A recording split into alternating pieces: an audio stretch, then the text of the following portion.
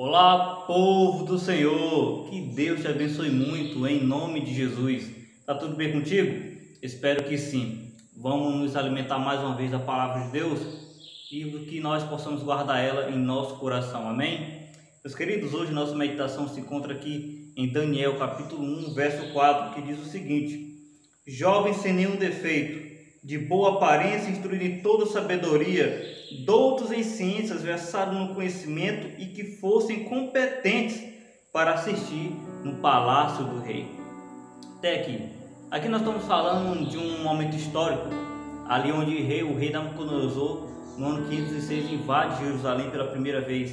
E dali ele pede para que fossem levados cativos pessoas jovens que pudessem assistir, depois de um longo tratamento, cuidado em cima desses jovens, pudessem assistir diante do rei. E esses jovens tinham algumas qualidades entre elas, que era jovens sem nenhum defeito, de boa aparência, instruídos em toda a sabedoria. Meus queridos, esses 4 jovens que aqui foram raptados, nada mais nada menos é Ananias, Azarias, Misael e Ananias e Daniel. Os nomes que foram trocados deles para Sadraque, Misaque e Abednego. Esses jovens, a história desses jovens me revela muitas coisas que devemos colocar, adicionar em nossa vida.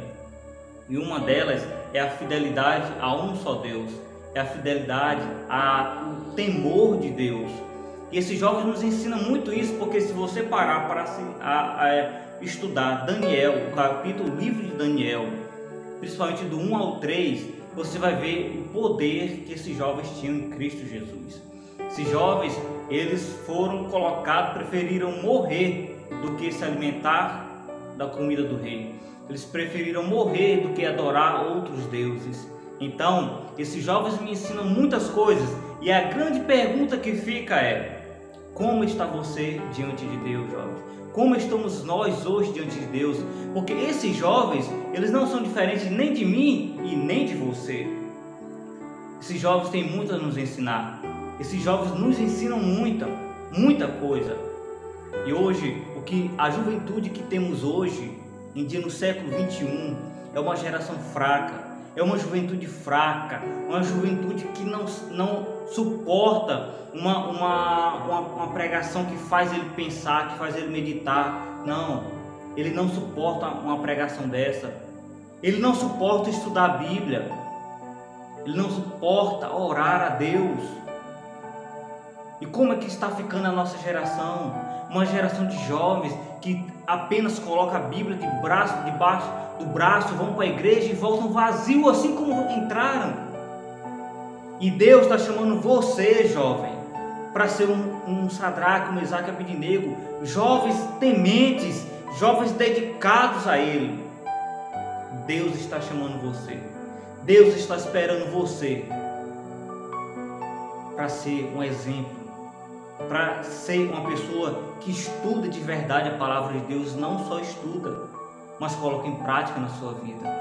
Porque não adianta de forma nenhuma você estar com esse livro na mão, debaixo do braço, lá na prateleira da sua mesa, e não estudar, e principalmente não colocar em prática o que você estuda aqui e o que você ouve.